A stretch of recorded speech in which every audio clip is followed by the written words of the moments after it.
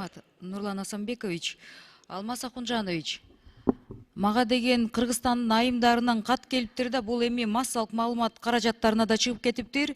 Бүгүнкү күндө дин иштери боюнча мамлекеттик комиссиясында кадр алмашуулар болуп жатыптыр.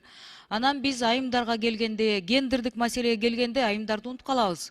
Кыргызстанда бир да аким айымыбыз жок, бир да губернатор айымыбыз жок, бир мэр айымыбыз жок. Эми дин иштерине келип аякта дагы мындай сабаттуу жөнөкөй рядовой ишкерден баштап немеге жетекчиликтин орун басарына чейин жеткен 3 опытный профессионал айымдарыбызды Исаева, Абылгазиева, Усмоналиеваларды үчөөнү тең алып салыптыр да. Анан 3 айымдын ордуна 3 эркекти алып келиптир да.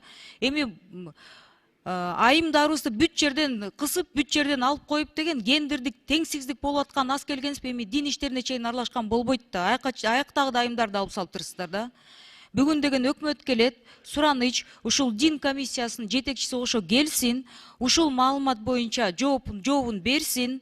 Көптөгөн айымдар мындай абдан ачуулары келип кайрылып атат.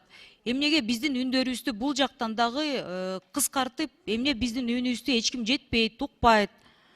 Бул дагы конституция жактан да мындай чектеп атасыздар бүт жерден. Бул жагынан болсо жогорку кеңештин трибунасынан айтып коюңуздар деп кайрылуусун массалык маалымат каражаттарынан да чыгарып коюшуптур. Урматтуу Нурланбек Асанбекович, Алмаз Акунжанович, өкмөт бүгүн келгенде келип ушул боюнча жообун беришсин. Рахмат.